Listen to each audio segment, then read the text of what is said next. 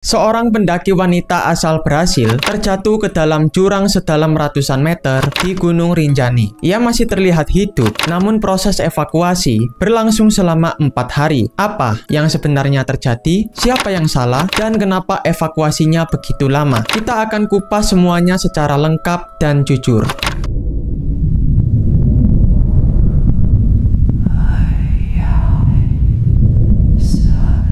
Hai, kenalin gua Dava. Kali ini gua bakalan bahas sesuatu yang lagi viral banget, yaitu kronologi kasus dari Juliana Marins, traveler asal Brasil yang jatuh di Gunung Rinjani. 1. Siapa Juliana Marins? Kita mulai dari siapa Juliana Marins. Juliana adalah seorang perempuan berusia 26 tahun dari Brasil. Ia suka traveling dan sedang menjelajah Asia Tenggara. Salah satu tempat yang ingin ia daki adalah Gunung Rinjani di Lombok, Indonesia. Beberapa hari sebelum mendaki, Juliana sempat mengirim pesan terakhir ke ibunya. Isi pesannya seperti ini: "Aku cinta kamu, Mami. Aku nggak takut sama tantangan." Pesan ini kemudian jadi viral setelah kejadian. 2. Awal pendakian. Kita akan kupas awal mula pendakian ini. Juliana mendaki Gunung Rinjani pada tanggal 20 Juni 2025. Ia bergabung dengan rombongan berisi 6 orang pendaki dan 1 orang pemandu lokal bernama Ali Mustafa. Mereka naik lewat jalur Sembalun dan menargetkan untuk sampai ke puncak keesokan harinya. 3. Terpisah dari rombongan.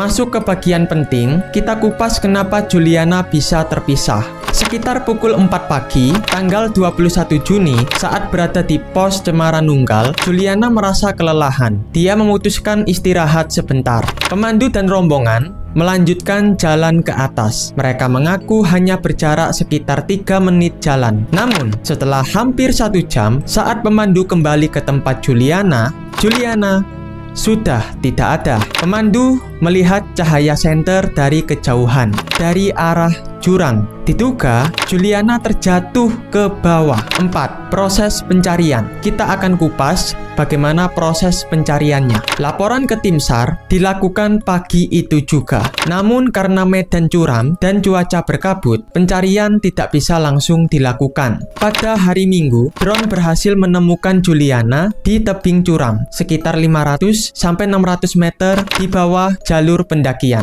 Ia terlihat masih hidup, terduduk, dan kadang bergerak, tapi lokasinya sangat sulit dijangkau. 5. Drama 4 hari penyelamatan. Kita masuk ke bagian paling kritis. Kenapa proses penyelamatan memakan waktu 4 hari? Medan tempat Juliana jatuh sangat curam. Helikopter tidak bisa digunakan karena cuaca dan resiko tinggi. Tim SAR harus turun secara manual menggunakan tali. Beberapa kali percobaan dihentikan karena kabut dan hujan. Akhirnya, pada hari keempat tanggal 24 Juni, tim berhasil menjangkau lokasi Juliana. Tapi sayangnya, ia sudah meninggal dunia. Menurut hasil pemeriksaan, Juliana kemungkinan meninggal dalam waktu sekitar 20 menit setelah jatuh karena luka serius di bagian dalam tubuh. 6. Kontroversi dan kemarahan keluarga. Kita akan kupas sisi kontroversialnya. Pihak keluarga merasa kecewa dan marah. Ayah Juliana menuduh pemandu meninggalkan anaknya sendirian terlalu lama, bahkan menyebut ia sedang merokok saat kejadian. Keluarga juga menganggap proses evakuasi terlalu lambat dan minim peralatan. Pemerintah berhasil ikut turun tangan. Mereka mengirim perwakilan dan meminta autopsi ulang karena ingin tahu pasti penyebab kematian. 7. Pelajaran dari tragedi ini. Sekarang kita kupas pelajaran penting dari peristiwa ini. Gunung Rinjani adalah salah satu gunung dengan medan berat di Indonesia. Pendaki yang kelelahan sebaiknya tidak ditinggal sendirian. Komunikasi harus dijaga terus. Bagi tim SAR, peralatan evakuasi untuk medan curam harus selalu siap. Kita semua perlu belajar agar tidak ada lagi tragedi seperti ini terjadi di masa depan. 8. Penutup. Juliana datang ke Indonesia untuk melihat keindahan alam, tapi ia pulang tanpa nyawa. Semoga kisah ini jadi pengingat bahwa alam itu indah, tapi juga tidak bisa disepelekan. Kalau kamu merasa video ini penting, bantu like, share, dan subscribe. Sampai jumpa di video berikutnya, dan tetap waspada di setiap petualangan.